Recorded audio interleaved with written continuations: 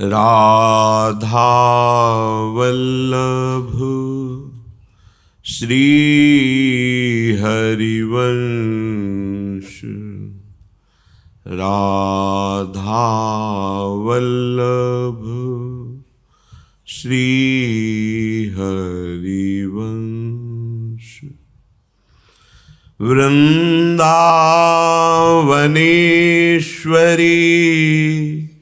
तवैव पदारविन्दं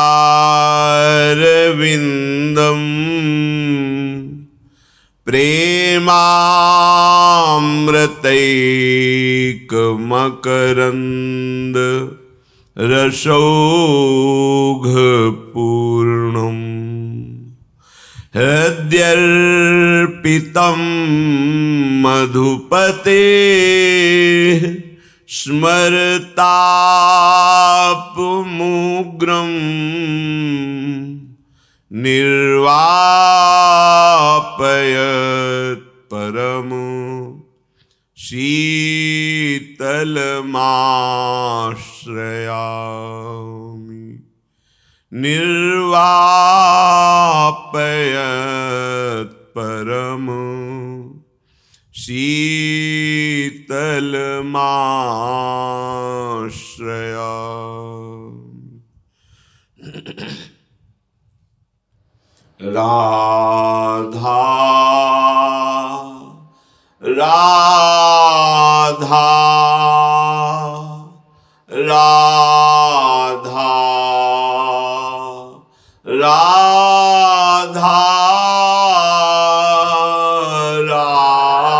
राधा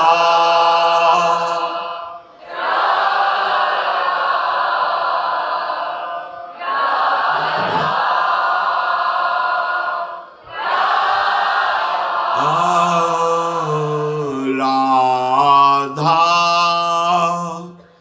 राधा राधा राधा राधा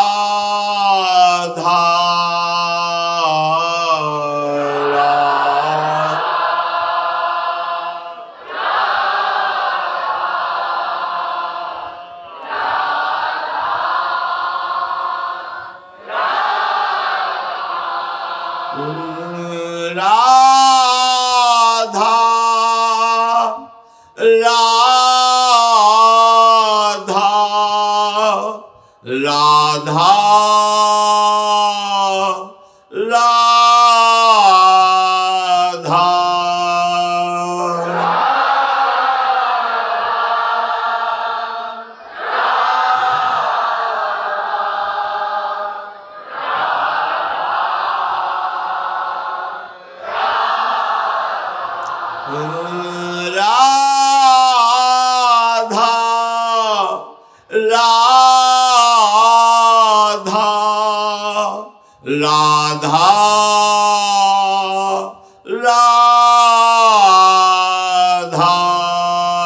राधा राधा राधा राधा राधा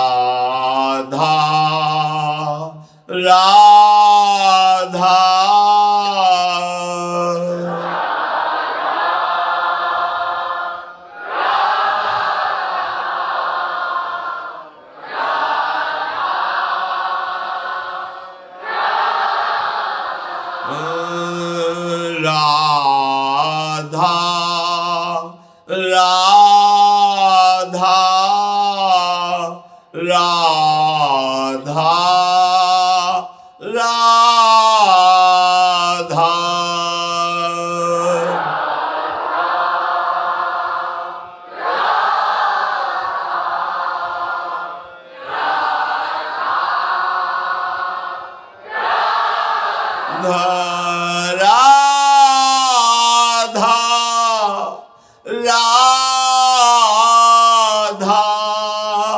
राधा राधा राधा राधा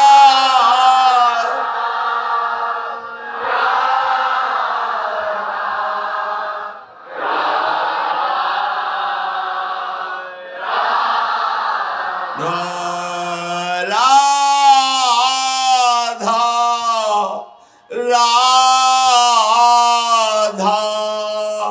राधा राधा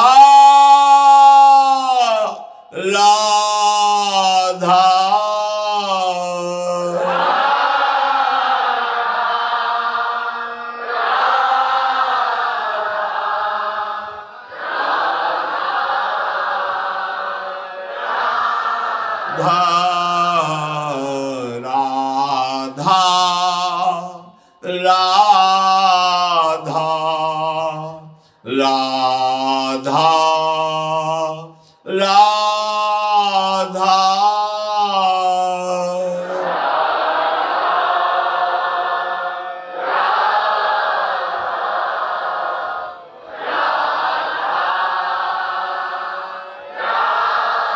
श्री राधा वल्लभ लाल की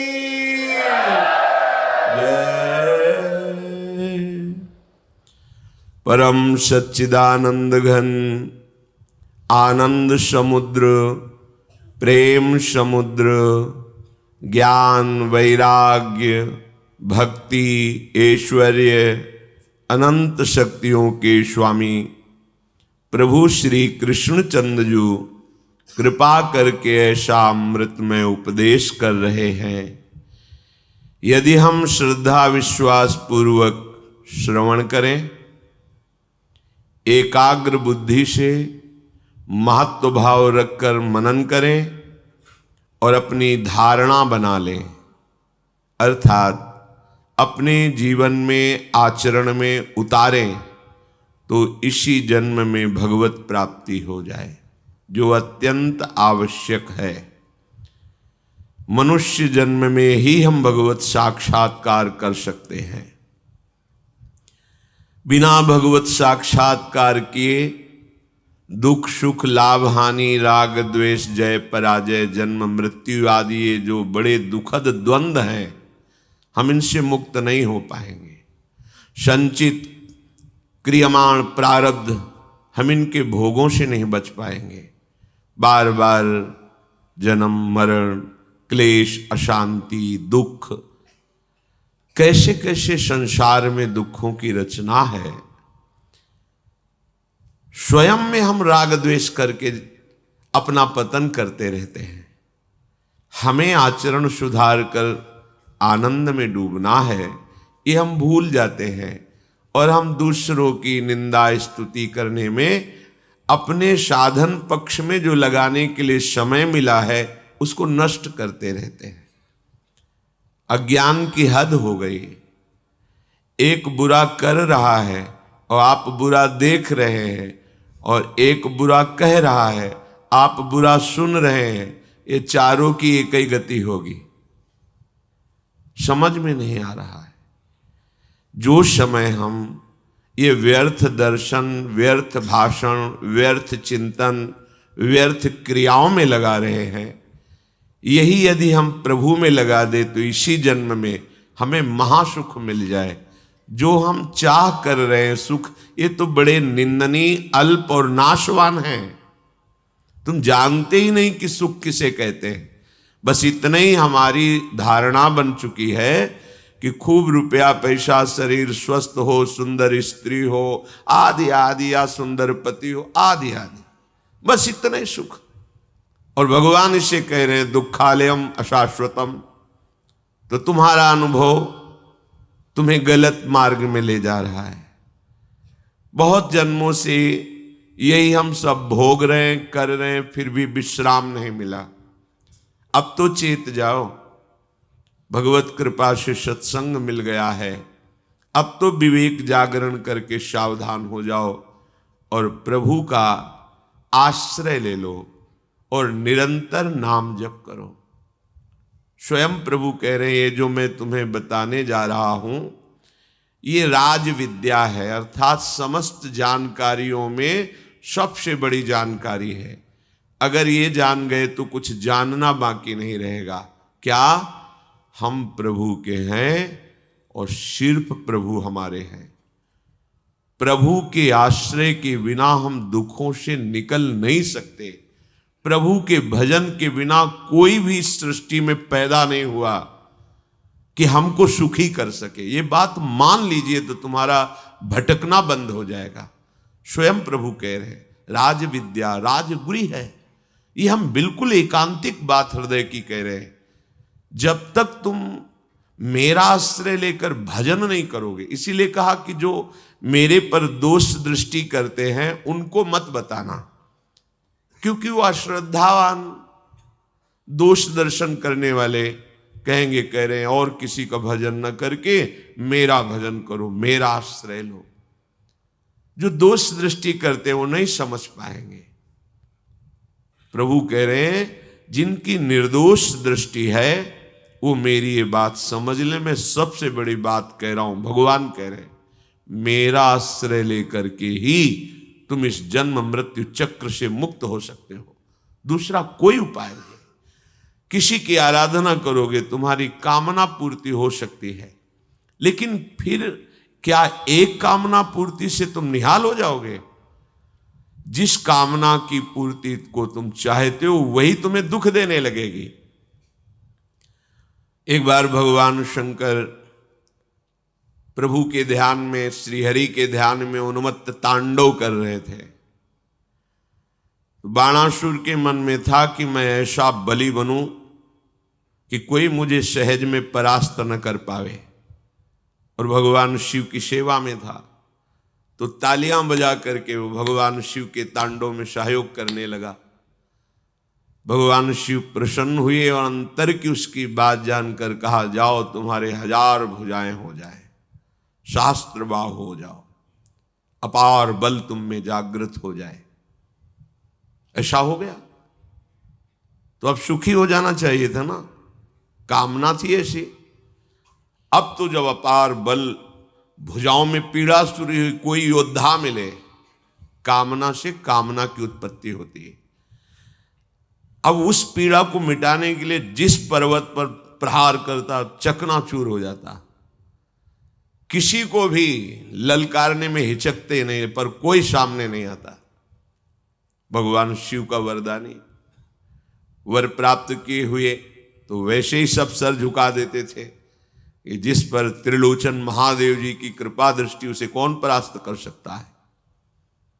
आखिरकार सब जगह से घूमकर भगवान शिव के पास ही गए और कहा, हे गुरु, मेरी भुजाओं में ऐसी बल की खुजली प्रगट हो रही, कोई मिटा ही नहीं पा रहा है, तो आओ हम तुम दो हाथ करें, युद्ध करें। भगवान शिव हंस दिए, हम ही से बल प्राप्त करके हम ही को तुम ललकार रहे हो, तुम्हारी भुजाओं की खुजली मिटाने वाला आ रहा है, चिंता मत करो, न भुजाएं रहेंगी न खुजली रहेगी। भगवान द्वारिकाधीश ऐसी लीला रची, जो अनिरुद्ध जी और उषा जी का प्रसंग है, उसमें आकर के सुदर्शन चक्र से सब भगवान शिव ने ही 4 भुजाओं की फिर रक्षा की। प्रभु अब छोड़ दीजिए। उनका, प्रभु मैं तो आपकी आज्ञा का पालन कर रहा हूं। तो बड़ी बड़ी दिव्य लीलाओं में देखने को मिला कि भगवान से भी यदि हमारी एक कामना की पूर्ति हो जाएगी तो हमें विश्राम थोड़ी मिल जाएगा। बहुत सी कामनाओं के जाल लगे हैं, एक बात पूर्ण कर लो, सब कुछ पूर्ण हो जाएगा। प्रभु से प्रभु का प्रेम मांग लो। तो भगवान प्रेमाधीन है। जब भगवान तुम्हारे अधीन हो गए तो अब तुम्हारी कोई कामना बाकी नहीं रहेगी। सही पूछो तो जिसे भगवदानंद की प्राप्ति हो जाती है, उसमें कामना का स्फुरण ही नहीं होता। जब तक ये कामनाएं हैं तब तक शांति नहीं है। जो अशांत है उसे सुख कहां मिल सकता है? अशांतस्य कुतः सुखम। भगवान का आश्रय लेकर भजन प्रार्थना मान लीजिए। कोई भी संत महात्मा, चमत्कार, दिव्यता ये तुम्हारे दुख को निवारण नहीं कर पाएगी। शब्द याद कर लो। हाँ, यदि संतों की बात मान लोगे तो दुख रहेगा नहीं, ये भी बात मान लो। ये कोई चमत्कार तुम्हारे दुखों को नहीं मिटा सकता। आप लोग समझते नहीं हैं, हमारे मन की कोई बात 1 मिनट की वर्तमान की बता दिया तो क्या होगा। 24 घंटे हम अपने मन की बात जानते हैं क्या हो। अगर तुम हमारे मन की 5 मिनट की बता दोगे तो क्या हमारा बन जाएगा।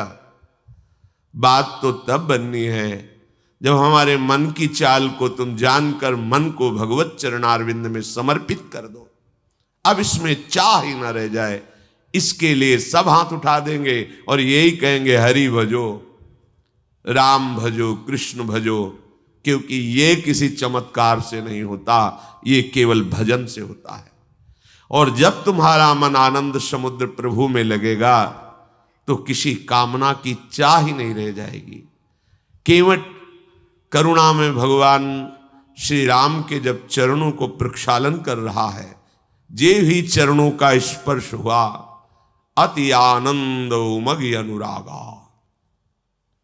अति आनंद, अनुराग का ऐसा उमगन प्रभु दे रहे हैं तो प्रभु से कह रहा, अब कछुनाथ न चाहिए मुझे, आपसे भी नहीं चाहिए, मिल गया। अनंत जन्मों से जिस आनंद की खोज कर रहा था जगत में, समय नष्ट हुआ।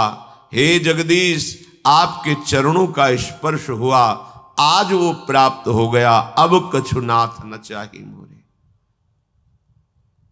एक ही बात तुम्हारे हृदय में बैठ जाए कि हमारे दुखों के छूटने का एकमात्र उपाय भगवान का स्मरण। भगवान व्यास देव जी कह रहे, हरि स्मृति सर्व विपद विमोक्षणम। कोई भी विपत्ति ऐसी नहीं है जो भगवान का स्मरण करने वाला जीत ना पाए विपत्ति को। विपत्ति उसे परास्त नहीं कर सकती। हर विपत्ति संपत्ति से बढ़कर सुख देने वाली बन जाएगी यदि आप हरि स्मरण करेंगे। और हरि को भूल गए तो हर संपत्ति भारी विपत्ति बन के तुम्हें दुख देगी। देख लो, महाभागवत शिव स्वरूप हनुमान जी महाराज कह रहे, कहा हनुमंत विपत्ति प्रभु सोई, जब तो सुमिरन भजन न होई। ये ज्ञानी नाम अग्रगण्यम है, बुद्धिमताम वरिष्ठम है, इनकी बात मान लो। ये गुरु स्वरूप हैं, भक्ति के दास भाव के आचार्य हैं।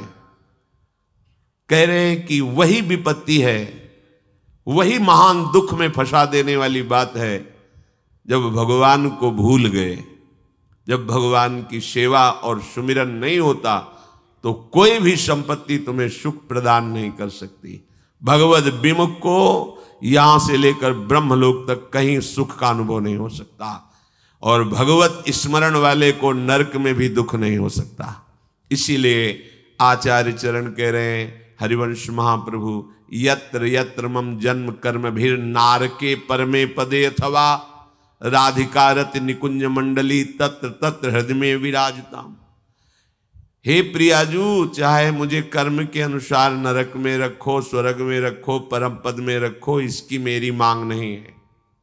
मेरी मांग है कि मधुर मधुर स्मृति आपकी होती रहे और आप अपने रास परिकर के सहित मेरे हृदय मंडल पर विराजमान रहे।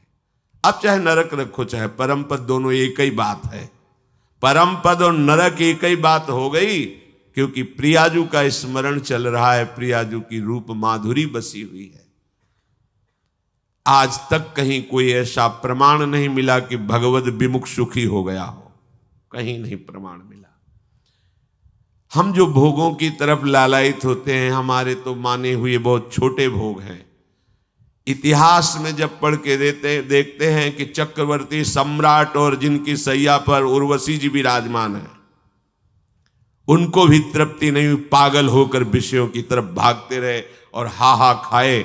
देखो पढ़ करके शास्त्रों को कि हाय मैं लुट गया, धिक्कार है मेरे जीवन को, मैं कहां फंस गया। वो बोल रहे हैं, वो उर्वशी जी जिनको देखकर ऋषि मुनियों के मन विचलित हो जाते हैं, उनके लिए पूर्वा जी कह रहे, हा मैं ठगा गया, मेरा जीवन व्यर्थ चला गया, मैं व्यर्थ में अपने को सम्राट मानता रहा, मैं तो विषयों का घृणित दास रहा। कोई भी, कहीं भी, कैसा भी, जब तक आप प्रभु के चरणों का आश्रय लेकर भजन नहीं करेंगे, बात नहीं बनेगी। श्री भगवान कह रहे, अश्रद्धाना पुरुषा धर्मस्यास्य परंतप अप्राप्य माम निवर्तन्ते मृत्यु संसार वर्तमनि। अश्रद्धाना पुरुषा धर्मस्यास्य परंतप।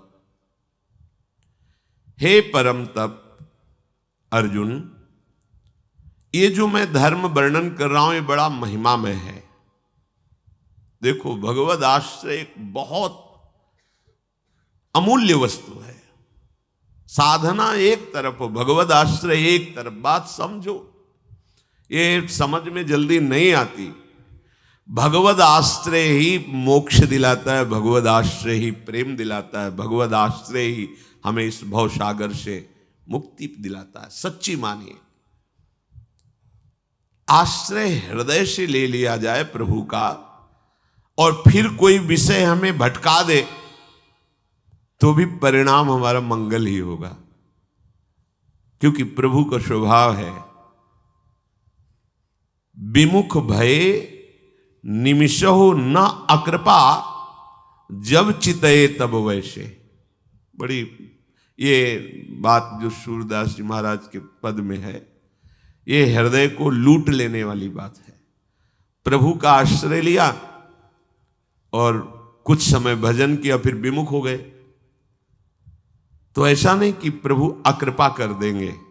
जब लौट के देखोगे तो वैसे ही उनका प्यार दुलार मिलेगा, वैसे उनकी बाहों आपका आलिंगन करने के लिए फैलाए।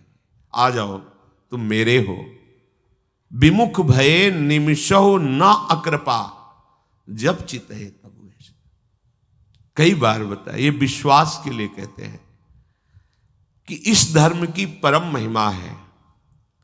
जगन्नाथ जी के श्रीअंग सेवा में कुशंग से वैश्यागामी हो गए। अंग सेवियों ने संगोष्ठी की और उनसे कहा, श्रीअंग की सेवा या वैश्या का संग, दो में एक निश्चय करो, दोनों साथ नहीं चलेंगे। तो उन्होंने श्रीअंग की सेवा छोड़ दी, श्री जगन्नाथ भगवान के, और वैश्या का संग। ये विषय बड़ा बलवान है। ये बड़े बड़े विद्वानों की इंद्रियों में भी अपना प्रभाव दिखा देता है विषय। बलवान इंद्रिय ग्रामो विद्वानम अपि कर्षति। जब उनका अंतिम समय आया तब जगन्नाथ जी भगवान ने वैसी कृपा की जैसे अपने निज अंग सेवी पार्षदों पर करते हैं, और अपने पार्षदों को आदेश किया कि उनकी अंत्येष्टि क्रिया भी वैसे ही करो जैसे हमारे अंग सेवियों के विधान में होती है। तो उन्होंने कहा, प्रभु इन्होंने तो आपको छोड़ दिया था और वैश्या को स्वीकार किया था। उनका उसका स्वभाव है, मेरा स्वभाव नहीं है। एक बार जो मेरा आश्रय ले लेता है मैं उसे कभी छोड़ता नहीं। इस धर्म की बड़ी महिमा है, ये परम महिमा है। साधन करोगे तो एक नौकरी जैसा है, आप जितना साधन करोगे उतना आपको फल मिलेगा। लेकिन भगवद आश्रय होकर नाम जप करोगे, ये नौकरी नहीं है, ये घर की बात है। ये घर की बात, ये मेरा निज अंग सेवी है, भटक गया तो भी परिणाम वही दो जो मेरे अंग सेवी का होता है। ऐसा हमारे प्रभु का स्वभाव है। उमा राम स्वभाव जेहि जाना, ताई भजन तज भावना ना। ये ऐसा परम धर्म है,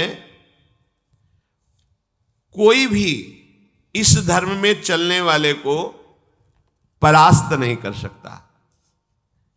ये बात ध्यान से समझ लीजिए। जैसे कोई बहुत बड़ा तांत्रिक है और वो भूतों को वश में करने वाला है और तुम्हारे ऊपर भूत लगा दे, तंत्र के द्वारा मारण मूठ या कोई शाप या किसी तरह का अमंगल, ध्यान दीजिए, ये इस धर्म की बड़ी महिमा है। यदि आप भगवद आश्रित हैं, नाम जप कर रहे हैं, तो ना माया का कपट चलेगा, ना किसी का तंत्र तुम्हारे ऊपर चलेगा, ना किसी का कोई मारण मंत्र चलेगा, ना कोई भूतावेश तुम पर आविष्टित कर सकता है, ना किसी भी तरह की कोई विष आदि की। यदि आप सच्चे हृदय से भगवान की शरण में हो तो तुम्हारे ऊपर विष का भी प्रभाव खवाया जाएगा, विष वो हो जाएगा स्वास्थ्यवर्धक अमृत। गरल सुधा, गोस्वामी जी कह रहे, रिपु करहि मिताई, गोपद सिंधु अनल शीतलाई। जो भगवान का आश्रित जन होता है उसको विष भी अमृत हो जाता है। अगर उससे दुश्मनी करेगा ना कोई और उसका बुरा चाहेगा, वो जितना कुप्रचार करेगा, निंदा करेगा, उतने उसका यश बढ़ेगा। अगर वो आग लगा देगा तो उसके शरीर में चंदन से भी बढ़कर शीतलता का काम आग करेगी। जो भगवद आश्रित है, श्री हरिराम व्यास जी ने भी प्यारी जू के चरणों के आश्रित जनों को पुष्ट करने के लिए बताया कि राधा प्यारी के चरणारविंद शीतल सुखदाई, कोटि चंद मंद करत नख बिदु जुन्हाई। श्री राधा प्यारी के चरणारविंद शीतल सुखदाई। शाप ताप रोग शोक दारुण दुखारी, लाल इष्ट दुष्ट दलन कुंज भवन चारी। हमारी गोरी भोरी प्रियाजू के गोरे चरणारविंद का जिसने आश्रय ले लिया है, शरणागति ले ली है और राधा राधा नाम जप करता है, तो किसी भी ऋषि का साप उस पर लागू नहीं होगा। हरिराम व्यास जी कह रहे ये विशाखा सखी के अवतार है, कह रहे शाप कोई लागू नहीं होगा उसके ऊपर। ताप दैविक भौतिक ताप उसका स्पर्श नहीं कर सकता। कोई भी पाप उसे अपने अधीन नहीं कर सकता। किसी का भी तंत्र मंत्र उसके ऊपर लागू नहीं हो सकता, क्योंकि ये चरणारविंद लालजू के भी इष्ट है और ये चरणारविंद दुष्टों की दुष्टता का दलन करने वाले और हृदय में प्रेम प्रकाशित करने वाले हैं। कोई भी भयानक से भयानक रोग तुम्हारे शरीर पर हो सकता है, पर वो तुम्हें अधीन नहीं कर पाएगा। शाप ताप रोग शोक, बड़ी से बड़ी हानि होने पर भी तुम्हें शोक स्पर्श नहीं करेगा। प्यारी जू के चरणों का जिसने आश्रय ले लिया है, ये ऐसा परम धर्म है कि इसके आश्रित को कोई भी तंत्र मंत्र मूठ मारण भूत प्रेत पिशाच पिशाचनी कोई भी नहीं स्पर्श नहीं कर सकता। ध्यान रखना। हाँ, अपना कल्याण कराने के लिए सामने आ सकता है, क्योंकि नाम जापक ही सबके कल्याण का सामर्थ्य भाव रख सकता। जो निरंतर नाम जप करता है उसमें सब सामर्थ्य आ जाती है। एक बार भाई जी से हनुमान प्रसाद पोद्दार जी समुद्र के किनारे बैठे नाम जप कर रहे थे, तो देखा एक सफेद पोशाक पहने हुए पाग बांधे हुए पारसी वेशभूषा में सामने खड़े हैं। भाई जी ने सदाचार के कारण कहा, बाबूजी क्यों खड़े हो, बैठ जाइए। तो उनका आप बोले तो मेरे में सामर्थ्य है आपसे बात करने की, डरना नहीं आप। भाई जी ने कहा मैं क्यों डरूंगा, आप कोई भयावा थोड़ी लग रहे हैं। बोले लग नहीं रहा, लेकिन भयावा हूं, मैं प्रेत हूं। भाई जी ने कहा कोई बात नहीं। जो भगवत भजन में ये सब कई जगह ऐसा घटना में गंगा किनारे जैसे श्मशान है, ऐसा नहीं कि प्रेत योनि नहीं होती, होती है, पर वो प्रभाव नहीं दिखा सकती। ऐसे प्रत्यक्ष देखा है। भाई जी ने कहा कि तो आप हमारे पास क्यों आए हो? बोले अपना उद्धार कराने के लिए। मुझे गीता कंठस्थ है, बहुत से शास्त्र कंठस्थ हैं, पर कुछ ऐसी मेरे से गलतियां हो गई जिनके परिणाम रूप मुझे प्रेत योनि प्राप्त हुई है। फिर मुझे आंतरिक संकेत हुआ है कि आप हमारा कल्याण कर सकते हो। भाई जी ने कहा तो बड़े आश्चर्य की बात है कि आपको गीता कंठस्थ है और फिर आप प्रेत योनि में गीता के एक श्लोक बोल दे तो प्रेत तो मुक्त हो जाता है। बोले मुझे से कुछ ऐसे भयानक अपराध हो गए, जैसे गुरुद्रोह है, वैष्णव अपराध, ये बड़े भयानक अपराध होते हैं। जब किसी का पतन होना होता है तो माया यही खेल खिलवाती है, क्योंकि और सब पाप हैं वो दरस परस अगनाश, गुरुजनों के संतों के दर्शनों से ही नष्ट हो जाते हैं। लेकिन संत द्रोह, नाम जापक, वैष्णव द्रोह, गुरु अवज्ञा, गुरुद्रोह, ये भयानक अपराध होते हैं। इनसे दुर्गति हो जाती है। अपना कल्याण करने के लिए कोई ऐसा भले, नहीं तो किसी भी भक्त के सामने, भगवद आश्रित नाम जापक के सामने किसी का चेटक नहीं चलता है। और जो इस परम धर्म में, भगवद आश्रय में, उसके आचरण बड़े पवित्र हो जाते हैं।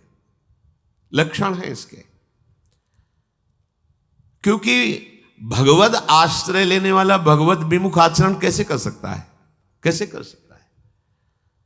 और भगवान की सामर्थ्य का भरोसा है तो भगवान की सामर्थ्य से बचाती है। आचारः परमो धर्म, आचारः परमम तपः, आचारः परमम ज्ञानो, माचारात् किन्नु साध्यते। साधवा क्षीण दोषाः स्यु सच्छब्द साधुवाचकः, तेषामाचरणं यत्तु सदाचारः स उच्यते। आचरण ही परम धर्म है, आचरण ही परम तपस्या है, आचरण ही परम ज्ञान है। एक बार भगवान सुखदेव जी गर्भ से ही वैरागी, एकांत सेवन करके ब्रह्मबोध संपन्न, तो उनको ये लगा कि मेरे को जो बोध है इसका प्रमाण भी होना चाहिए। इसमें लिखा है आचरण ही परम ज्ञान है, तो प्रमाण होना चाहिए कि मुझे सत्य का जो बोध हुआ यही बोध है। तो परम ज्ञान स्वरूप अपने पिता भगवान व्यासदेव जी के समीप गए और कहा, भगवान जो मुझे बोध हुआ है यही आत्मबोध है? कुछ नहीं बोले। जैसे गरुण जी महाराज भगवान शंकर के पास गए, अपनी समस्या बताई कि मुझे संशय हो गया है भगवान में, तो भगवान शिव ज्ञान समुद्र एक क्षण में निवारण कर सकते थे, पर कहा कि हे उमा, भगवत कृपा से मैंने अंदर की बात उनकी जान ली। कीन होश कबहूं अभिमाना, सुख हो वंचा कृपा निधाना। तो अगर हम उत्तर दे देंगे तो वो उस पर प्रहार नहीं होगा, अभिमान पर। अभिमान इसका नष्ट होगा जब काकभुषुंड जी के पास जाएंगे, क्योंकि पक्षियों के महान राजा भगवान के निकट निवासी वाहन, ये जब वहां नीचे जाके बैठेंगे तो अभिमान नष्ट हो जाएगा, तब बात समझ में आएगी। ऐसी भगवान व्यासदेव जी ने कि जब तक पूर्ण गुरु भाव ना हो तब तक जो उपदेश किया जाता है वो ज्यादा रंग नहीं लाता, और जब ये भाव हो जाता है मेरे सदगुरुदेव भगवान हैं, तो उनकी हर बात पर हमारी निष्ठा होती है। इसलिए भगवान व्यासदेव जी उत्तर दे सकते थे, पर उन्होंने कहा विदेहराज जनक जी के पास तुम जाइए, इसका सम्यक बोध किए हुए महापुरुष हैं और वही प्रमाण देंगे। तो जो इसमें लिखा है ज्ञान माचरात, आचरण ही ज्ञान का प्रतीक है। जब श्री सुखदेव जी महाराज जनक जी के पास गए, वो तो त्रिकालज्ञ बोध संपन्न महापुरुष विदेहराज कहे ही जाते हैं, ज्ञानियों में शिरोमणि हैं। सूचना पहुंची कि परमहंस दिगंबर वेश और स्वरूपानंद में छके हुए आपके द्वार पर खड़े हुए हैं सुखदेव जी महाराज, वो आपसे मिलना चाहते हैं। उन्होंने कहा कोई उत्तर मत दो और अंदर प्रवेश मत होने दो, आचरण ही ज्ञान है। 1 दिन 2 दिन 7 दिन हो गए, कोई उत्तर नहीं। और रोज पूछते कि उनके मुखारविंद पर कोई किसी तरह का परिवर्तन? बोले भगवान कोई परिवर्तन नहीं, जैसे आए थे वैसे ही खड़े हैं। नहीं तो हो सकता है ना 1 दिन हो गए 2, ये क्या तरीका है? कुछ तो बोलो ना, हाँ बोलो या ना बोलो, कुछ हलचल तो होनी चाहिए ना अंदर। कोई हलचल नहीं, 7 दिन 7 रात्रि वैसे ही खड़े।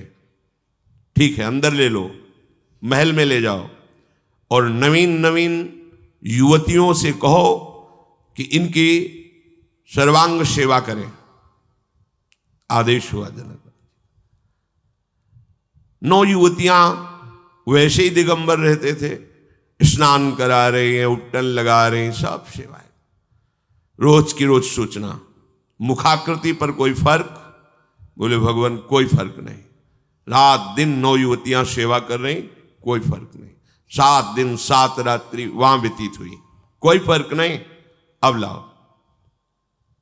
सामने आए तो उनका, हे मुनिवर, आपको जो बोध हुआ है वही आत्मबोध है। कोई प्रश्न उत्तर नहीं, आचरण ही प्रमाणित कर दिए कि तुम्हें बोध हो चुका है। क्योंकि जो स्वात्माराम पुरुष हैं वो कभी मान अपमान और विषय मृग तृष्णा में भ्रमित नहीं होते।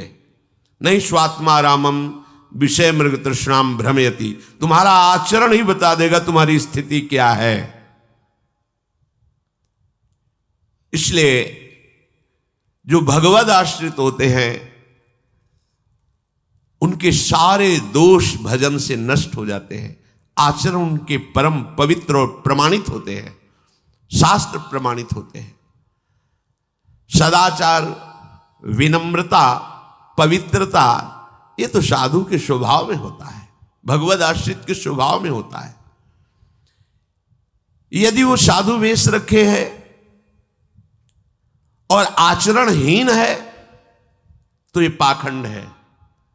आचारहीनम न पुनन्ति वेदा यद्यपि धीता सा षट विरंगई छंदास्येनम मृत्यु काले त्यजंती नीडम शकुंता इव जात पक्षाहा।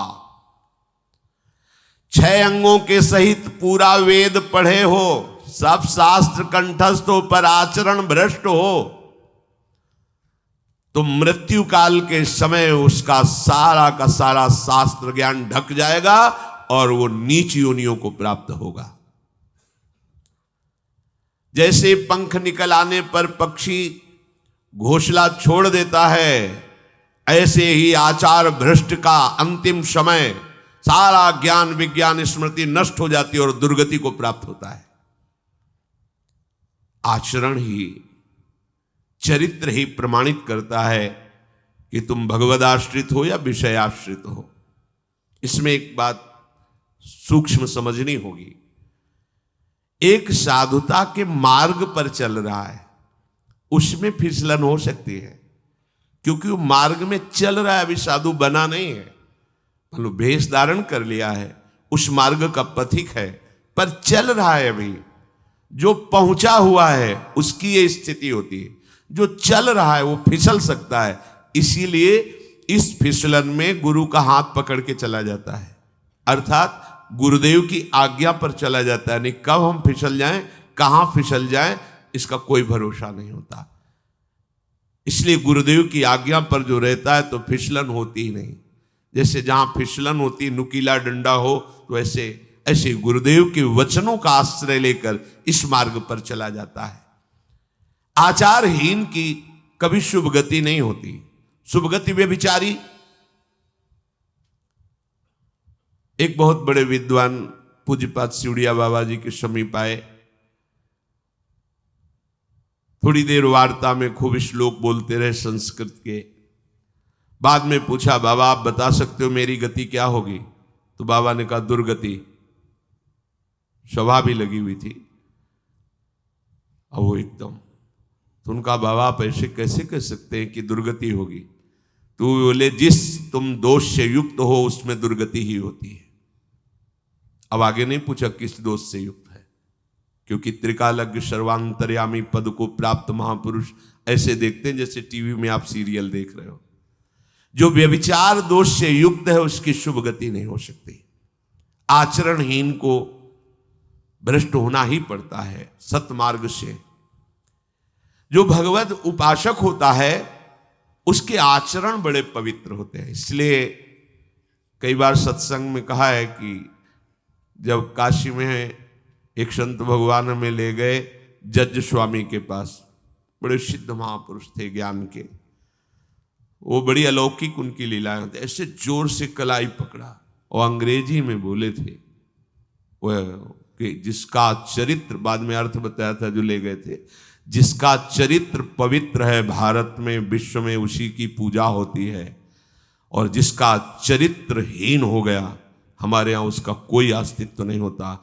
इसलिए जीवन भर वो गुड करेक्टर, ऐसे कुछ बोले थे कि अच्छा चरित्र बनाना, अच्छा चरित्रवान बनना, चरित्र ना बिगड़ने पावे, यही साधु की साधना की कसौटी है। साधु जो भगवद आश्रित होता है उसमें संतोष बहुत होता है। बिना संतोष के कामनाओं का नाश नहीं होता, और बिना कामनाओं के नाश के जो वास्तविक चरम सुख है उसका अनुभव नहीं होता। बिन संतोष ना काम नशाही, और अछत काम सुख सपने नाही। मनुष्य स्वप्न में भी सुख का अनुभव नहीं कर सकता जिसके कामना है। जो प्रभु का आश्रय लिए होता है उसे इसलिए विशेष संतोष होता है कि आज बिगड़ गया है, आज परिस्थिति बिगड़ी है, तो मेरे प्रभु सर्व सामर्थ्यशाली हैं। अगला क्षण होते होते वो इससे भी कई गुना बढ़कर सुंदर परिस्थिति बना देंगे अगर उनको लगेगा तो। इसलिए वो बेपरवाह रहता है, इसीलिए उसके हृदय में संतोष रहता है। और खास बात संतोष की ये रहती है कि वो बड़ा धनवान होता है, उसके पास नाम रूपी धन होता है, तो उसको पता है भगवत विधान से आज दुख आया है, विपत्ति आई, सब नष्ट हो रहा है, सब छिन रहा है, ये एक लीला है, बकाया मुझे कोई परास्त नहीं कर सकता, मेरे पास राधा नाम धन है। जिस समय ये धन प्रकाशित होगा तो जो कुछ है उससे करोड़ों गुना बढ़कर के हो जाएगा। इसलिए नाम धन से वो संतुष्ट रहता है, और यही साधुता है, यही भगवद आश्रय का स्वरूप है। जथा लाभ संतोष सदा, काहू सो कछु ना चाहोगो। और ही विश्वास, जो इस परम धर्म का उपासक होता है उसका विश्वास बड़ा अटल होता है। विश्वास को गोस्वामी जी बरगद वृक्ष की तुलना में कह रहे, बट विश्वास अचल निज धर्मा। विश्वास कैसा होना चाहिए? बोले बरगद वृक्ष जैसा। बरगद का जो वृक्ष होता है, बट वृक्ष, उसमें जगह जगह जड़ें निकल पड़ती हैं। अगर जड़ उखड़ जाए तो सैकड़ों जड़ें डालों में वृक्ष नष्ट होने वाला नहीं। इतना मजबूत अपने आराध्य देव गुरुदेव पर विश्वास हो कि कोई रात दिन हमारी बुद्धि को विपरीत भरे तो भी हमारे विश्वास में कमी ना आवे। भगवद आश्रित का चमत्कार विश्वास होता है। हमें विश्वास है, बस ये बात तुम्हारी कोई छीनने न पावे तुम्हारे हृदय से। भेजे जाएंगे माया के पार्षद तुम्हारे विश्वास को नष्ट करने के लिए, और जब माया के पार्षद आते हैं तो तुम्हारे सामने दृश्य भी वही रख देते हैं। किसी भी दृश्य को पॉजिटिव और निगेटिव समझाने में 1 मिनट केवल लगता है। उसी को पॉजिटिव रख सकते हो, उसी को निगेटिव कर सकते हो, ये बुद्धि की कला होती है। तो माया जब किसी को भेजती है तो तुम्हारी सकारात्मक सोच और सकारात्मक दृश्य को नकारात्मक सोच और नकारात्मक दृश्य से पुष्ट कर देगी। आपको लगेगा हाँ बात तो सही है, अच्छा ऐसा, हम तो इसको ऐसा समझ रहे थे। नहीं नहीं, तुम गलत समझ रहे थे। और नकारात्मक सोच देने वालों का प्रभाव बहुत जोर का पड़ता है, क्योंकि पीछे हमारा नकारात्मक सोच से ही संबंध रहा है। देखो, हम आप तो जीव कोटि के हैं, जो ईश्वर की लीला में सम्मिलित हुए हैं, उनके ऊपर नकारात्मक सोच का प्रभाव बढ़ जाता है। हृदय में आपका विश्वास दृढ़ होना चाहिए। हमें प्रभु ने स्वीकार कर लिया है, हम प्रभु के हैं, हमारा निश्चित इसी जन्म में कल्याण हो जाएगा। जब नकारात्मक सोच वाले आपको इस विश्वास दिलाने के लिए आवे तो आपको बहुत सावधान हो जाना है। हमारे आपकी क्या बात, भगवत लीला में भी नकारात्मक सोच का प्रभाव पड़ जाता है। माता कैकेयी जी से जब मंथरा जी कहती हैं, तुम्हें पता है कल प्रातः राम को राज्याभिषेक होने वाला है चक्रवर्ती सम्राट पद पर, तो हाँ बोल तुझे क्या चाहिए मेरे लाडले राम, राजा बनेंगे, आज तू प्राण मांगे तो भी दे दे। आप समझ नहीं रहे, मैं आपके साथ आई हूं मायके से, आपकी प्रियदासी हूं, और सब जगह मैं जाती हूं सुनती हूं। तुम तो महल में रहती हो, तुम्हें पता नहीं। ये षड्यंत्र रचा जा रहा है। कल राम राजा बनेंगे, भरत को बंदी बना के जेल में डाल दिया जाएगा और आपको कौशल्या की दासी होना पड़ेगा। कहीं कुछ नहीं है, कुछ नहीं। दुष्टा कहीं की, तेरी जबान काट लूंगी दोबारा अगर ऐसा बोली। जैसे दोनों नेत्र अपने को प्यारे होते हैं, ऐसे राम और भरत मेरे नेत्रों की समान। तू कैसी भेद बुद्धि, दोबारा बोली तो जबान काट लेंगी तेरी। थोड़ी देर बाद फिर बोली, को नृप होए हमें कहानी, चेरी छोड़ी न हो बुरानी। कोई राजा बने हमें क्या होगा, हम तो दासी रहेंगी। पर लोगों को क्या है, उनके सुख की बात बताओ तो बुरा लगता है और रोने लगे।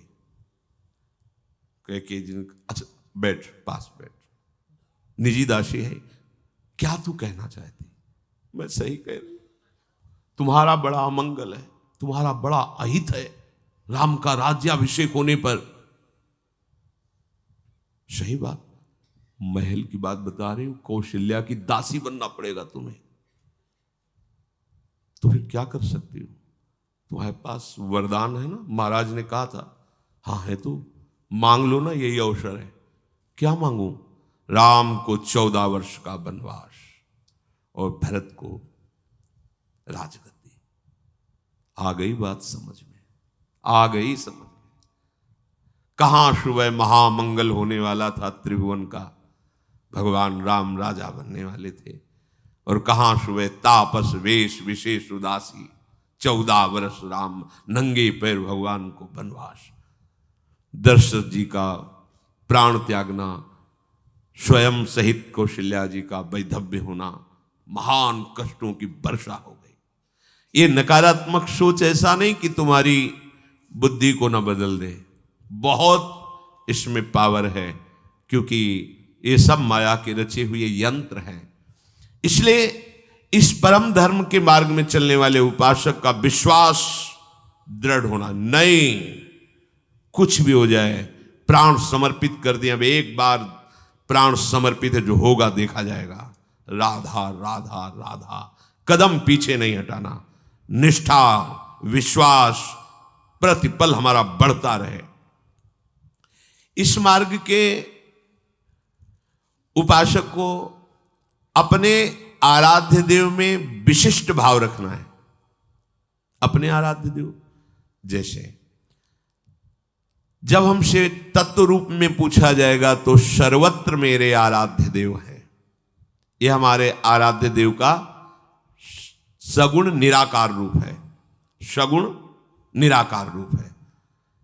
राधा वल्लभ लाल जी ही सबके हृदय में बैठे हैं, सगुण और निराकार, सब जगह व्याप्त है।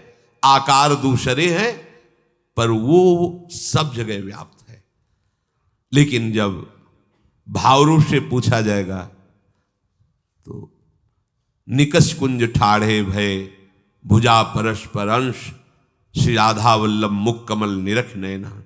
प्रिया लाल गलबहियां दिए खड़े, इसी रूप के हम दीवाने, इसी रूप का हम जूठन पाने वाले, इसी रूप की हम परिचर्या करने वाले।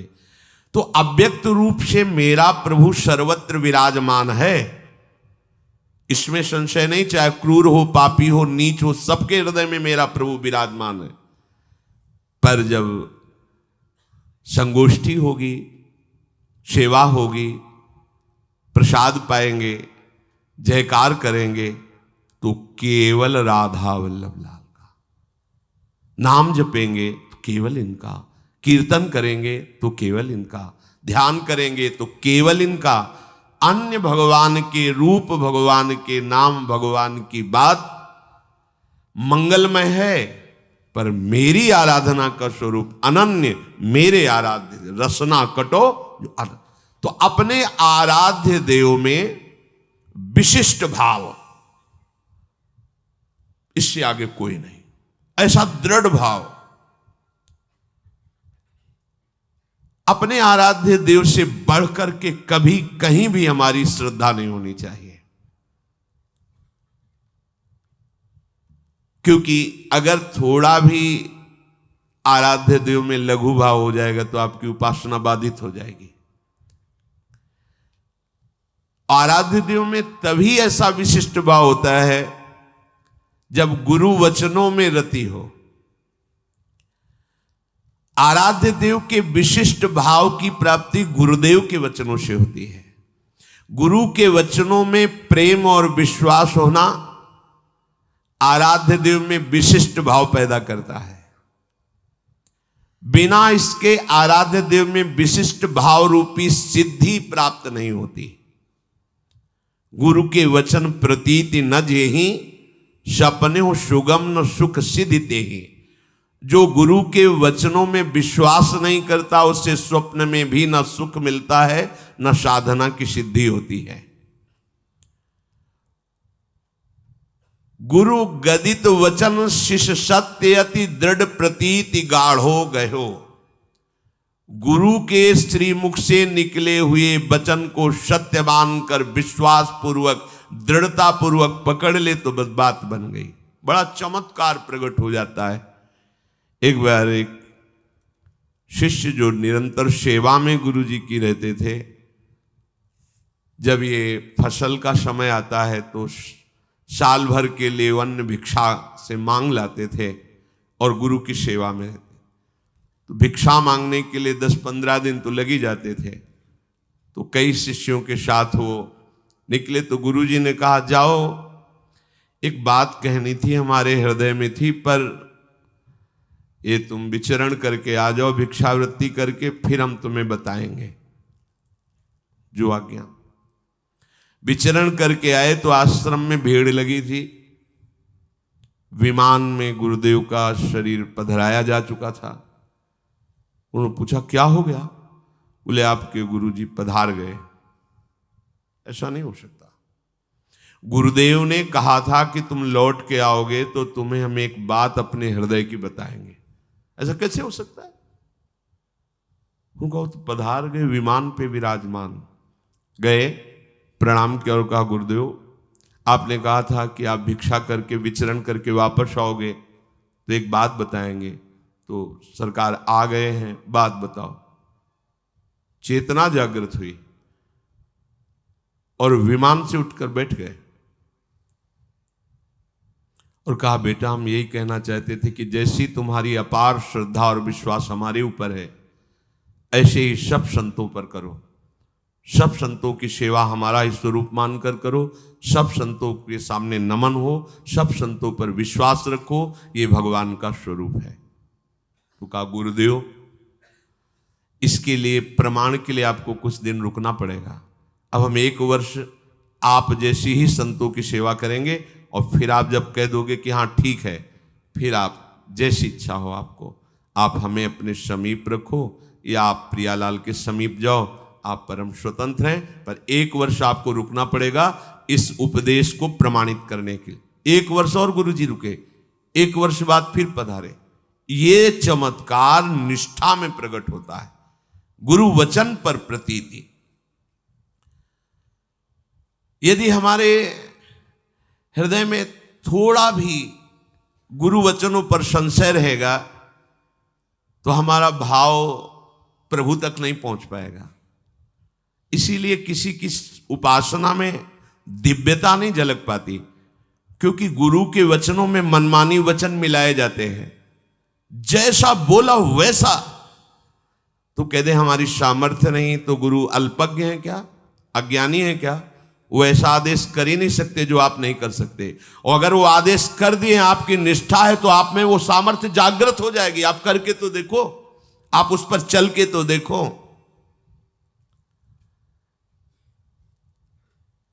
एक आदेश पालन के विषय में उदाहरण आता है। श्री समर्थ स्वामी रामदास जी महाराज अपनी मंडली के साथ एक जंगल में गए तो देखा कुआं भी है, छाया भी है, ठाकुर जी विराजमान किए, बैठ गए। जल लाओ, तो जल लाया गया, तो उसमें बहुत से पत्ते झरझर के डाली से गिरे थे, तो दुर्गंध आ गई। उनका इतना सुंदर जल जंगल में है, अगर ये दोष रहित हो जाए तो बहुत से प्राणियों के पीने योग्य हो जाएगा। अच्छा, 20 शिष्य थे। एक बड़ी सी डाल आ रही थी, दूर पेड़ था, डाल आ रही थी ऐसे, और वो ऊपर से पत्ते पुष्प आदि झड़झड़ के कुएं में गिर रहे थे। तो हमें वृक्ष को हानि नहीं पहुंचानी, केवल कुएं के ऊपर जो डाल आई उतनी काटनी है। तो कुल्हाड़ आदि साथ रहती थी, क्योंकि ठाकुर जी थे तो रसोई अमनिया करने के लिए जैसे लकड़ी मिली तो उसको अपने रसोई के हिसाब से अमनिया करते थे। तो बोले इसमें चढ़ जाओ और उतनी ही डाल काटो जितनी कुएं पे आ रही। तो उधर से अगर पेड़ की तरफ से काटेंगे तो बहुत लंबी डाल थी और आदेश सरकार का केवल इतना ही था, उतना ही काटना। इसका मतलब जिधर पत्ते हैं उधर बैठकर उतना ही काटना है। तो वहां वकील महाराज जी जो काटेगा वो तो मर ही जाएगा, कुएं में जाएगा। बोले इससे हमें कोई मतलब नहीं। अंबादास जी नाम के एक संत शिष्य थे, तो उनका भगवान ये सेवा हमारे हृदय में उत्साह हो रहा है करने का। सब शिष्य बैठे हैं, वो उठे, पेड़ में चढ़े, डाल में धीरे धीरे ऐसे करके आए, इधर आए, कुएं के ऊपर वो जो डाल का स्वरूप था उधर पकड़ करके बैठे और काटे। जे भी काटे तो डाल से ही अंदर कुएं में गए। अब हाहाकार मच गया शिष्यों की, प्रभु वो तो डाल कटना था। ऐसे बड़े निरपेक्ष दिखाई दे लगा, ये क्या लीला है, तुम मर जाएंगे। अब वो जब डाल कुएं में गिरी तो प्राण बचने की संभावना नहीं, क्योंकि ऊपर से डाल, नीचे जल, जल में जाके तो डूबना ही होगा। सब शिष्य शांत बैठे रहे। थोड़ी देर में देखा कि श्री राम जय राम, जय जय राम, श्री राम जय, दिव्य तेज कुएं से प्रकट हुआ और भगवत पार्षद उनको ऊपर ला करके खड़ा कर दिया। डाल भी बाहर, पत्ते भी बाहर, पानी अमृत जैसा सुगंधित, और वो शिष्य दिव्य तेजों में। तो उनका बड़ी देर लगा दी ऊपर आने में। बोले प्रभु जब नीचे गया तो प्रभु के पार्षद ले गए साकेत धाम और सिया राम जी के चरणों का स्पर्श प्राप्त हुआ, प्रणाम किया, उन्होंने प्रसाद दिया और हमें फिर कहा जाओ अपने गुरु सेवा में लगो। तो प्रभु अब सब शिष्य हाथ मल रहे कि जिनके लिए हम बाबा जी बने वो तो समर्पण, बड़ी से बड़ी कठोर आज्ञा में भी बड़ा रहस्य छुपा हुआ है। बस कोई मान ले तो सब तरस गए कि सिया राम जपते हैं, एक बार भी झांकी नहीं मिली, चरण छू के आ रहे हैं, कहे गुरु आज्ञा में प्राण समर्पण। गुरु वचनों में रति, ये भगवद आश्रय का चमत्कार, अपने आराध्य देव में विशिष्ट भाव।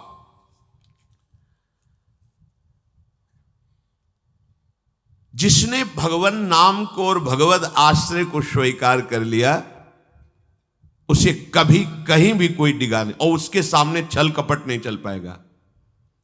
एक श्री मथुरादास जी नाम के महापुरुष हुए हैं, तो बस कहे तिजारे मांझ भक्ति रस रास करिए एक बात ताको प्रगट सुनाइए। आयो बेशधारी को करे सालिग्राम सेवा, डोलत सिंहासन पे आन भीर छाइए। स्वामी के जो शिष्य भयो तिनहु के भाव देखी, वाही को प्रभाव आए कहो ही भाइये। नेकु आप चलो उरीति को बिलो किए जू, बड़े सर्वज्ञ कही दुखे नहीं जाइए। मथुरादास जी तिजारी ग्राम में निवास करते थे। वैसे संतों का जो ग्राम में निवास होता है वो जगत मंगल की भावना से होता है।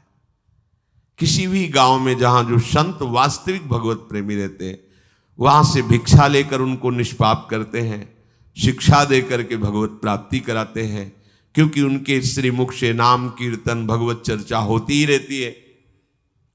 नंद नंदन की अनन्य उपासना करते थे। ये राजस्थान में ग्राम है तिजारे में, वहां वो रहते थे। जो भी समीप आता वो कुछ ही दिनों में ऐसा भक्ति रंग में रंग जाता, कुछ प्रभु के नाम में प्रीति हो जाती, समस्त असद आचरण छोड़ देता। बहुत से शिष्य हो गए, बहुत से अनुयायी हो गए,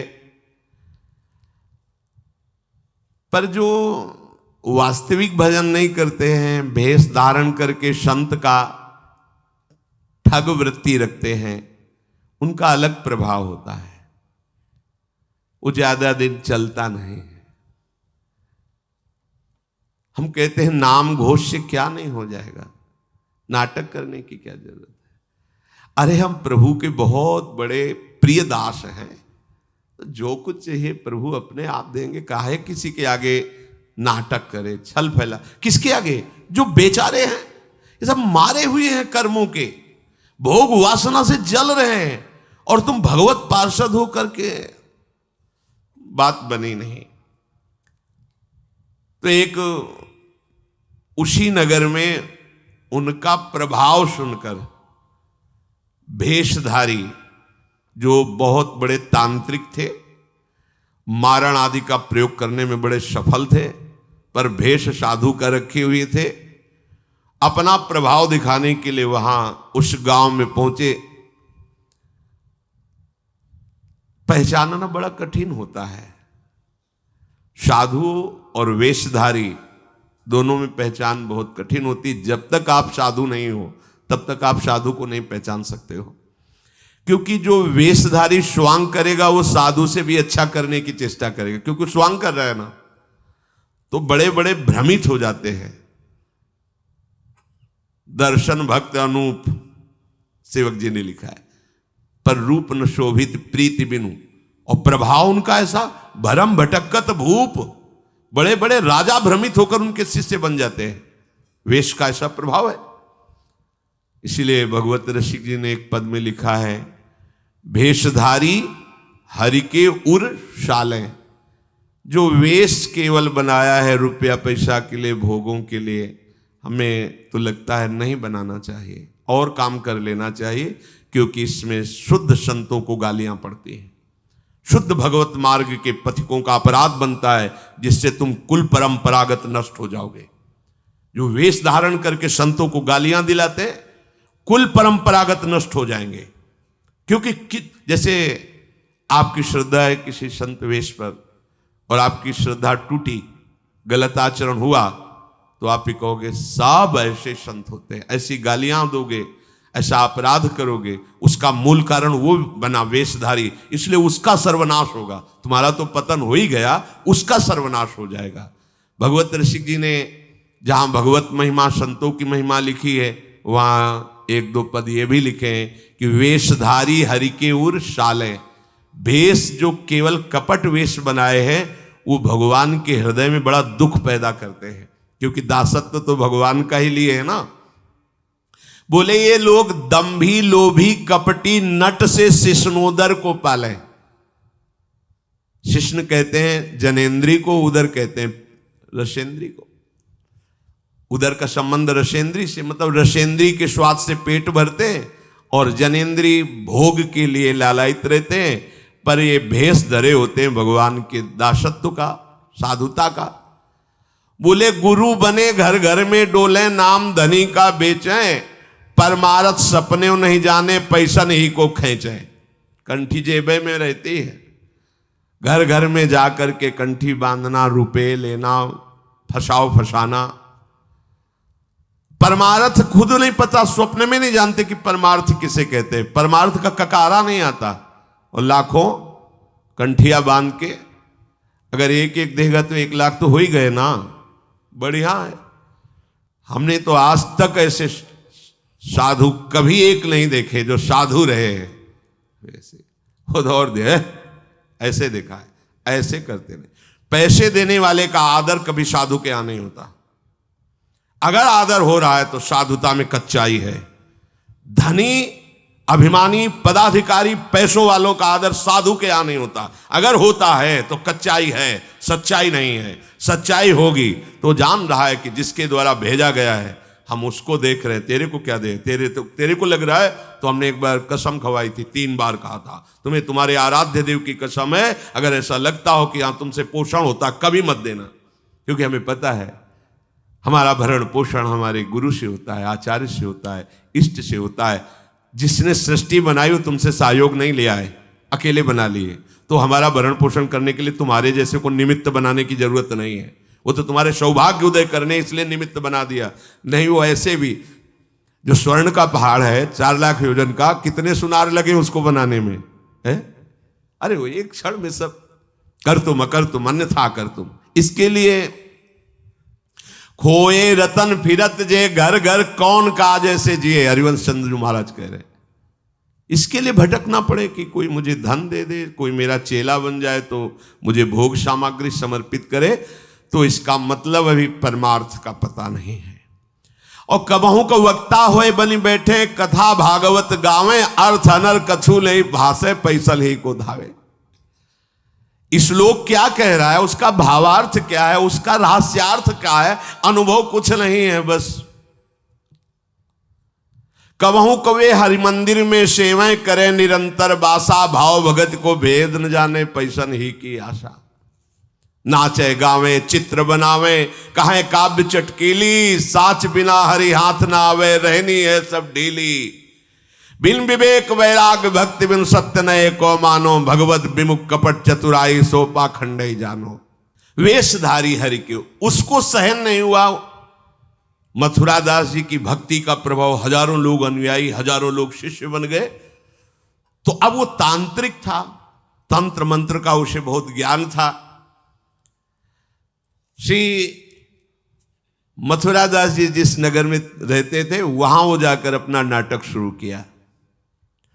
उसने सब जगह प्रचार प्रसार किया। मैं गंडकी नदी में 12 वर्ष तक खड़े होकर के तपस्या करके आया हूं, केवल दूध का आहार करता था। उसके प्रभाव से शालिग्राम भगवान हमारे बस में हो गए। और आप सबको मैं दिखा सकता हूं कि शालिग्राम मेरे वश में है।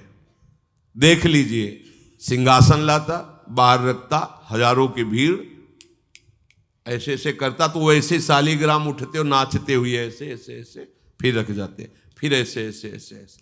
अब तो सबको आश्चर्य हो रहा, जैसे चुटकी बजा रहा वैसे शालिग्राम की बटिया ऐसे ऐसे ऐसे। लोग भीड़ कटने लगी, क्योंकि अब जैसे राधा राधा कहो, कोई जंतुर नहीं है, कोई भस्म नहीं है, कोई वादा नहीं है, तो फिर कम वहां तो दिखाई दे रहा ना ऐसे। देखो ये सब तो लगता है ना कि हाँ। अब हमसे पूछो कि हमारे मन में क्या चल रहा है, हमें नहीं पता है। हमें ये देखना है कि हमारे प्रिया जी के मन में क्या चल रहा है। मन मन की रुचि जानिने, मुझे अपनी लाडली की मन की जान के उनकी परिचर्या में रहना है कि तुम्हारे मन की जान के तुम्हारी परिचर्या में रहना है। हाँ, तुम यदि मन से ऊपर उठना चाहते तो हमारी बात मान लो, मन को अधीन करके, और मन के अधीश्वर भगवान में तुम्हारा प्रेम हो जाए, तुम्हारा जीवन कृतार्थ हो जाए। अब वहां नाम नंद नंदन का भजन पद्धति, तो जो कमजोर लोग थे उन्होंने कहा कि आज तक कोई चमत्कार तो दिखाया नहीं मथुरा दास जी ने। देखो ये हैं संत, 12 वर्ष से दूध पी के गंडकी नदी, 12 मिनट भी नहीं खड़ा होगा कभी। अब भेंट जो जितनी चढ़ाएगा उतने उसके दुख नष्ट होंगे। अरे भैया वहां तो रुपया सब समेटता, फिर दूसरे मोहल्ले में, पूरे गांव में अब तो जय जयकार, शालिग्राम भगवान को नचा। कोई सेवा की सामग्री लेने गए थे मथुरा दास जी की श्रीअंग सेवा में जो रहते थे संत जन, उन्होंने देखा, वो आए, बोले महाराज एक बड़ा चमत्कारी महात्मा आया, वो कह रहा 12 वर्ष से हम दूध पीकर गंडकी नदी में, वो ऐसे ऐसे करता है। तो बोले भैया भक्त तो हो ही नहीं सकता। भक्त भला भगवान को अपना प्रदर्शन क्यों बनाएगा, और उसके बदले में भेंट लेकर के, ये तो नाटक है भैया। वो देखे भी नहीं थे, बोले ये तो नाटक है, कोई संत ऐसा नहीं कर सकता, कोई भक्त ऐसा, कोई संप्रदायाचार्य से दीक्षित वैष्णव मार्ग में चलने वाला, ये तो अपराध है। तो उनका महाराज जी तो हजारों लोग वहां प्रभावित हो रहे, अच्छा है भगवान उस रूप में। बोले नहीं महाराज, फिर सत्य मार्ग के प्रकाशित करने के लिए आप यहां विराजमान, अगर उसका कपट पाखंड चला तो हजारों लोग धोखे में हो जाएंगे, चलो आप एक बार उसके सामने। तो उनका कि यदि हम उसके सामने गए तो उसका सब ये दुकान बंद हो जाएगा। बोले महाराज जी आप जरूर चलो, क्योंकि आपके चलने से यदि लोगों की श्रद्धा भगवान में वास्तविक लगे तो आप भी तो यही चाहने के लिए यहां गांव में वास कर रहे हो। उनको बड़ा दुख हुआ कि एक तो उसको दुख होगा, उसका नाटक बंद होगा, दूसरा कि वो जान क्यों नहीं रहा है।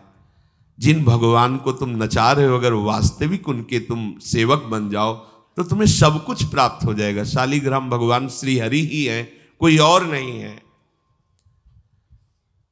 पर बहुत जब उन्होंने कहा तो कहा चलो अच्छा, तो पाए परि गए लेके जाए ढिग ठाढ़े भये, चाहत फिरायो पे न फिरे सोच पर्यो है। जान गयो आप कछु याही को प्रताप ये पे, मारो करि जाप यो विचार मन धर्यो है। मुठी ले चलाई भक्ति तेज आगे आई नाही, वाही लपटाई भयो ऐसो मानो मर्यो है। हुए करि दयाल जा जीवायो समझायो, प्रीति पंथ दर्शायो ही भायो शिष्य कर्यो है।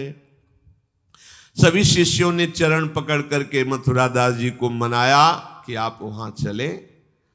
तो आप गए, सादे वस्त्र एकदम सहज स्वरूप साधु का, जाके भीड़ भी इनके साथ है कि भाई मथुरा, उनका भी प्रभाव था तो बहुत सी भीड़ साथ गई। जाकर के गांव वालों ने कहा कि भैया वो आप जो स्वामी जी दिखाते थे शालिग्राम भगवान का चमत्कार, वो दिखाइए, हमारे गुरुजी आए हुए हैं। ये तो उसने जाना था कि महिमावान है तभी तो वो आया था, पर उसको ये पता नहीं था कि हमारा प्रोग्राम इनके सामने नहीं चल पाएगा, क्योंकि भगवान नाम जापक के आगे कोई तंत्र मंत्र, कोई शाप पाप ताप ये सब नहीं, वास्तविक जो भगवत मार्ग में है। अब उसने निकाला सिंहासन और पूरा सब, शालिग्राम जी को तो केवल चुटकी ही बज रही थी, शालिग्राम भगवान वहीं बैठे थे। हर प्रयास कर लिया, कोई चमत्कार नहीं। लोगों ने कहा कि दिखाओ ना, अब ये हमारे गुरुजी हैं, गांव में रहते हैं। अब भक्त की निष्ठा के सामने भगवान को भी छोटा बनना पड़ता है। इतने महान भगवान भक्त बलि जी के सामने बामन बन के भीख मांगने के लिए गए। भक्ति निष्ठा जीत सकते थे, आज्ञा दे सकते थे, ना आज्ञा दी और ना विजय प्राप्ति की। भिक्षा में मांग करके दिया माता अदिति को कि आपकी चाह है कि राज्य पद देवराज को मिले, तो आपकी आराधना से मैं जाऊंगा, पर वो मेरा भक्त है, ना युद्ध करूंगा ना आज्ञा दूंगा, पर मांग के लाऊंगा। भगवान भिक्षुक बन के गए। भक्त के आगे नौटंकी नाटक कहां चल सकता है? अरे जुगनू तब तक चमकती रहे जब तक सूर्य प्रकट नहीं होता। सूर्य प्रकट हुआ तो लाखों जुगनुओं का कोई मतलब नहीं रह जाता। नौटंकी नाटक, ये साधुता का भेष धर के कितने दिन चलेगा? जिस दिन पोल खुलेगी ना, उस दिन सब नष्ट हो जाएगा, सब नष्ट हो जाएगा। लोग परलोक तो पहले ही नष्ट हो चुका था। पाखंड न करे। हम कह रहे तुम्हें धन चाहिए, तुम्हें सम्मान चाहिए, राम राम भजो, कृष्ण कृष्ण भजो, हरि हरि भजो, विश्व नमन करेगा, ईमानदारी से भजो। हमने ऐसे संत भगवान देखे, ककहरा नहीं पढ़े, कुछ नहीं जानते, बस एक ओम, दुई ओम, तीन ओम, चार ओम ऐसे जपते, और लोग न्यौछावर थे, सीधे सरल ओम ओम, राम राम, कृष्ण कृष्ण, साफ सिद्ध। कबीरदास जी जैसे वहां पर राम राम राम राम। श्री स्वामी सत्संगानंद जी महाराज बक्सर, बस इतने। जब कोई बेटा राम राम, ऐसे लगते थे कि मतलब इनको पी जाएं, अपने हृदय में रख ले। इतने दुलारे वयोवृद्ध थे, ऐसा सुंदर रूप, ऐसी कोमलता, ऐसा आकर्षण। राम राम राम राम। अरे प्रभु के नाम में क्या नाटक करने की जरूरत क्या है? पाखंड कर। प्रभु महालक्ष्मीपति हो, तुम्हें लक्ष्मी ही चाहिए तो वो सब दे देंगे। काहे को नाटक करे? काहे को किसी को भ्रम में डाले? तुम भ्रम में हो, दूसरे, अरे भैया तुम राम राम जपो, कृष्ण कृष्ण जपो, तुम्हारा मंगल इसी, बस इसी में मंगल होगा, दूसरा मंगल कर ही नहीं सकता। अब उनके प्रभाव से उनका कुछ नहीं हुआ। अब तो लोग कहने लगे दिखाओ ना, इसका मतलब तुम नाटक कर रहे थे। अब सबके सामने उसका मान नष्ट हुआ, उसका सब तंत्र बेकार हो गया। कुछ लोगों ने कहा पकड़ो और मारो इसको, पीटो, बहुत नाटक करके रुपया कमा लिया, सब छीन लो। धन छीन लो। किसी ने कहा मार पीट के इससे न्यायाधीश के पुलिस डिपार्टमेंट को दो। ये मथुरा दास जी ने सबसे कहा देखो अगर हमको लाए हो तो हमारी बात मानो, इनको किसी भी तरह का कष्ट मत दो, कोई भी बंधन नहीं। और उनसे कहा भैया आप जिसका नाटक कर रहे हो ना, अगर सत्यता से इसे मान लो तो जिन लोगों ने रुपए चढ़ाए ये बहुत थोड़े हैं, वो तुम्हें निहाल कर देगा। सत्यता से भजन करो, ये काहे को नाटक करते हो। इतना कह के वो चले गए। पर उसको समझ में नहीं आया। उसने कहा अच्छा तुम अपनी दिखा दी, अब मेरी देखना। सबके बीच में कहा तुमने अपनी दिखा दी, अब मेरी।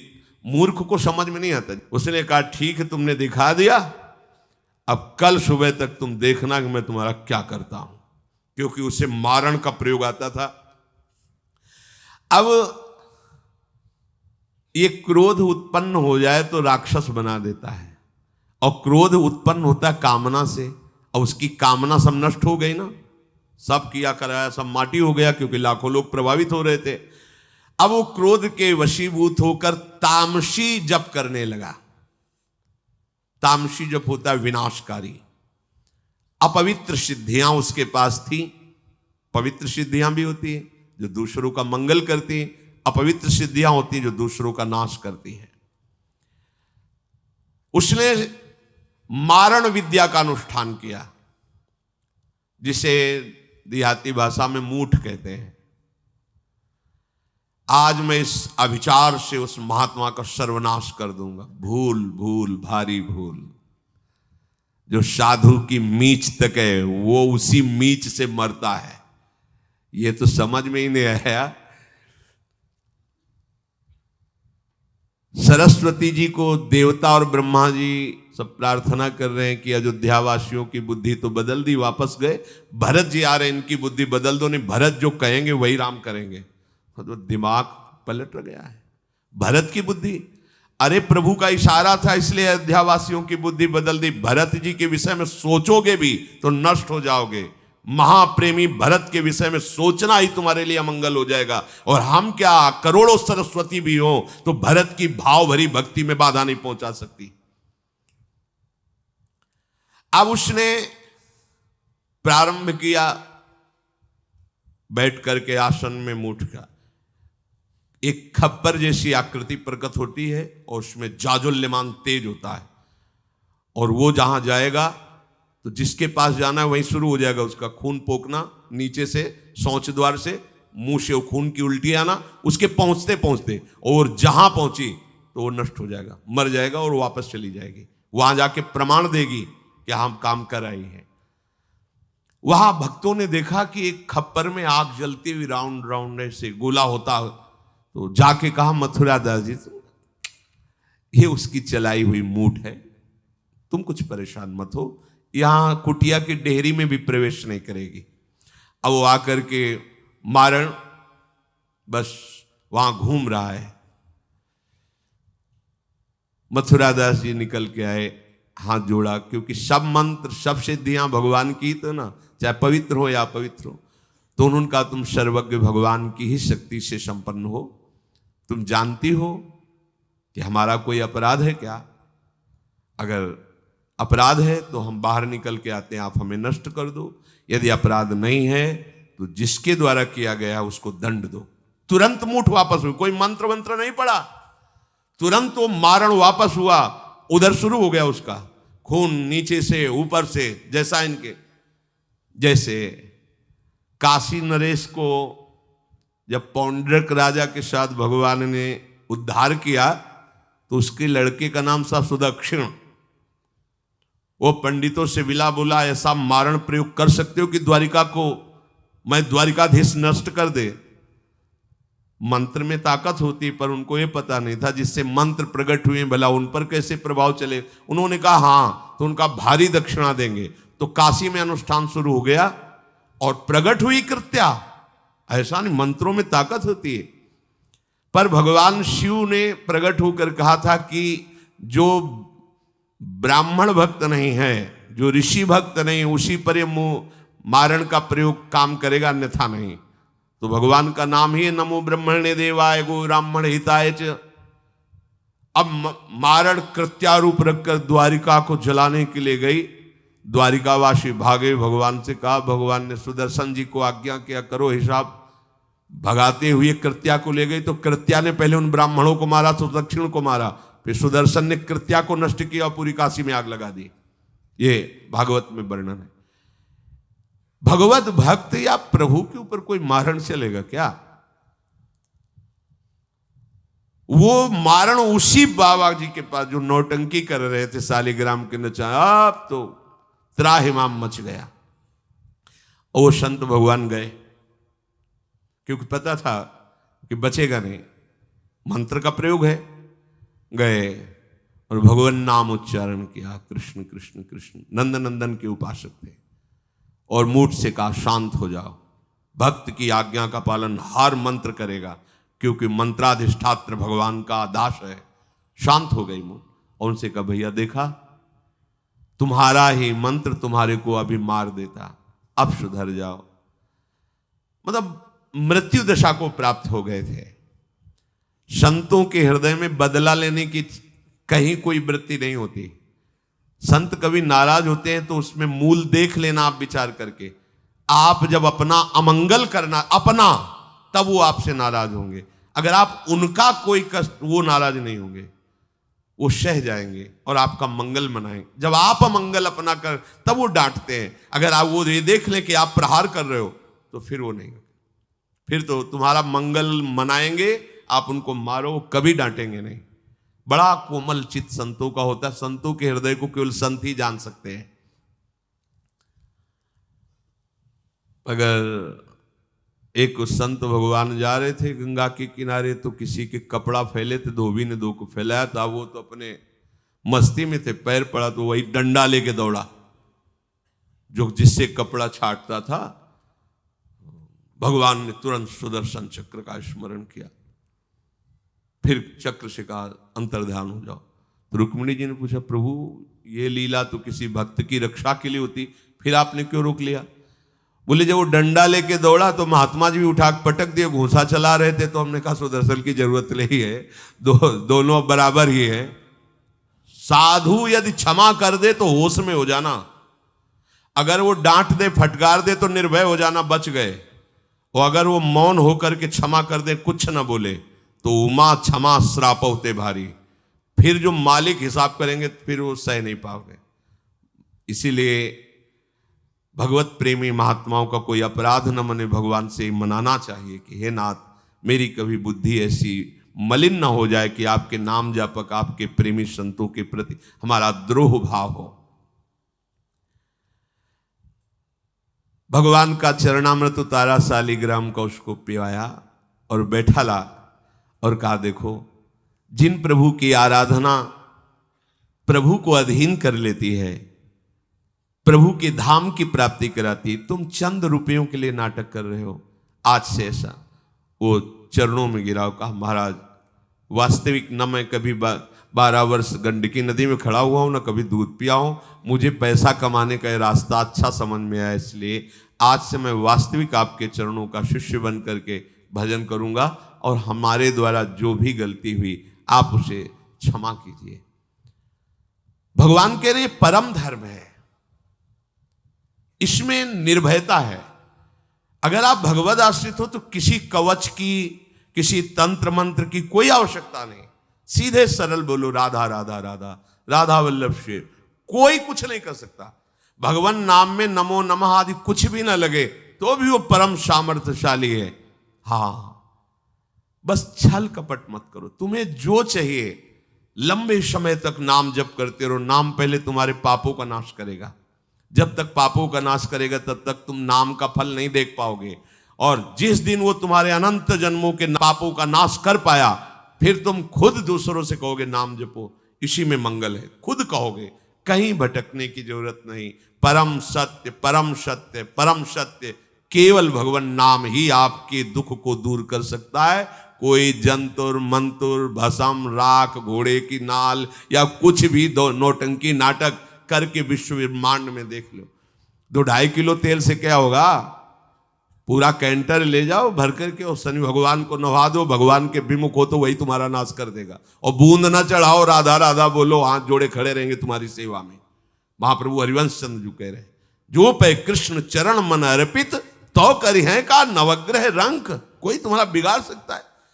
अरे जब किसी बड़े पदाधिकारी का हाथ होता है तो छोटे सलूट मारते हैं। आप भगवान के दास हो, भगवान के बच्चे हो, भगवान के अंश हो, कोई तुम्हारा बिगाड़ नहीं सकता। हां, तुम्हारा कर्म ही तुमको बिगाड़ता है। तो जब तक बिगाड़ने वाले कर्म जमा हैं, उनमें आग नहीं लगती, तब तक आपको नाम जपते हुए भी परेशानी लगेगी। और जिस दिन वो भस्म हो पाया, उसी दिन तुम निहाल हो जाओगे। इंतजार करो उस दिन का, नाम जप करते हुए। ऊबो मत कि हमें 4 महीना हो गए नाम जप कर। 1000 2000 जन्म नहीं, करोड़ों जन्म हो गए, हमसे बड़ी गलतियां हुई। नाम भगवान सबको मिटा रहे, इसलिए श्रद्धा और विश्वास पूर्वक नाम जप करो। भागने दौड़ने की जरूरत नहीं। किसी अन्य उपाय से आज तक कोई परम सुखी नहीं हुआ है। ध्यान, शब्द याद रख लो। परम सुखी होने का एकमात्र उपाय है प्रभु का आश्रय और उनका नाम जप निरंतर। श्री राधा वल्लभ लाल की।